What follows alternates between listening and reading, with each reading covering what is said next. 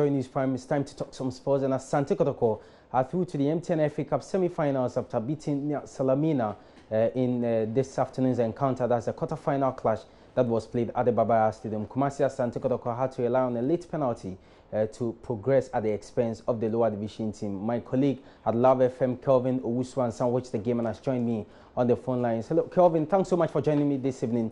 How did the game go? Thank you for having me, Benedict. Yes, Kelvin, I was asking that you were at the stadium. How did the game go? Oh, thank you very much. It was a very thrilling game at the Kumasi Babaya Sports Stadium. Very nice game we watched, especially the play of Nia Salamina thrilled every fan and spectator at the Kumasi Babaya Sports Stadium. It was a very difficult game for Asante Kotoko, but later could they do kept the open in the division one day. Just two changes made by Coach Polak from the setup that played against Accra Soko in the Super Clash 10 days ago. Isaac Kwanzaa coming in for Seth Opare and also Mohamed Wine in replacing Baba Mahama. Santikot shot themselves into the lead 7 minutes after play through Sadek Adam, certainly having a delivery from Emmanuel Gentry from the right side of Kotoko's attack. But little did they know, right on the 31st minute of game, Junior, who later emerged as manager, managed to grab the equalizer. So Nia Salamina, before late in the game, a fascinating, very dubious penalty was awarded to Kumasi Asante Kotoko by referee Yakubu Nuhu Liman for Asante Kotoko to snag the victory after 5 minutes of additional time had been added by the fourth referee. It's a difficult game for Asante Kotoko. Kevin, you just made mention of that penalty, which Kumasi Asante Kotoko had to rely on, to beat Nia Salamina. I've been reading on social media that coach, Steve Polak has stated clearly that, he wasn't enthused about the penalty, and for him it wasn't a penalty. You were there. Was it a correct decision from the referee? Well, very well.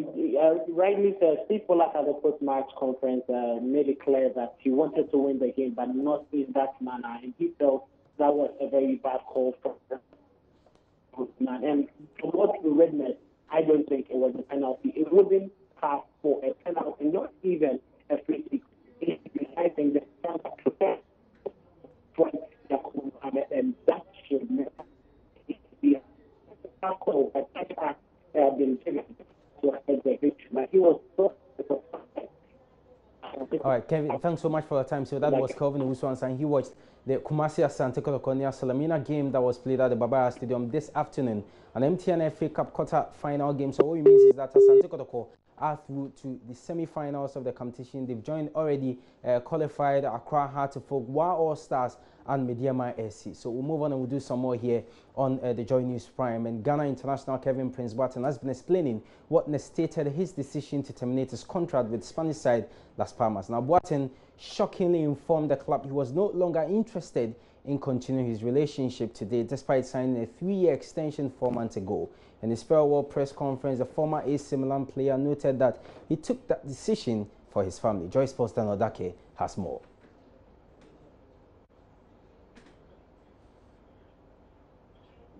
In a farewell press conference, Kevin Prince Boateng stated that it is a very difficult day for me. It is not easy to understand, and it is my responsibility. It's a decision as a father, as a husband, not as a player. I take this decision for my family. That is the most important thing. I am not well away from my family. I told the president and he understood me. In the world of football, not everything is true, but I will return to Las Palmas because it is a family.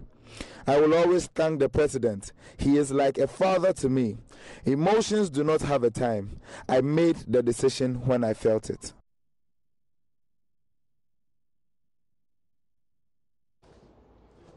So we'll bring you more in our subsequent sports bulletins on the Kevin Prince Boateng issue. He's no longer a Las Palmas player, and what we're picking up is that he's likely to join a German side, Eintracht Frankfurt. Well, we have to do some more, and this time we are talking the Spanish Super Cup. Now, Cristiano Ronaldo's ban, which was handed him yesterday, has been upheld. So what it means is that Ronaldo is out of tonight's Spanish Supercopa second leg game against Barcelona after the Royal Spanish Football Federation Appeals Committee confirmed that it turned down Real Madrid's attempt to overturn his 5-game ban. Now, Ronaldo was shown a second yellow card late on in Madrid's 3-1 first leg win at the Camp Nou on Sunday after referee Ricardo de Burgos ruled that he had dived to try to win a penalty. Now, the Portugal captain reacted by pushing the referee, earning him an extra 4-game suspension on top of the mandatory match ban for the sending off in a ruling from the RFEF's presiding judge on Monday. Madrid submitted a detailed defense of their players' behavior to La Liga's appeal committee,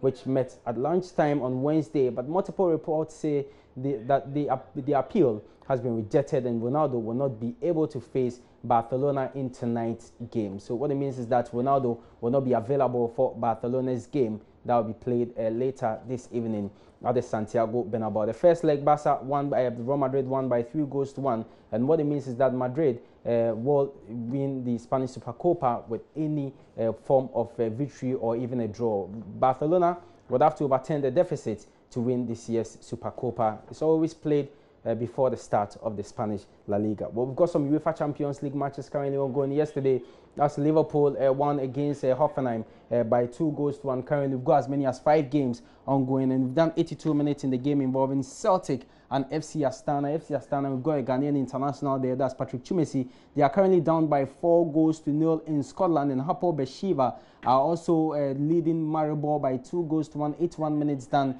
in that game. In a game involving Istanbul Basaksehir in Sevilla, which is happening in Turkey.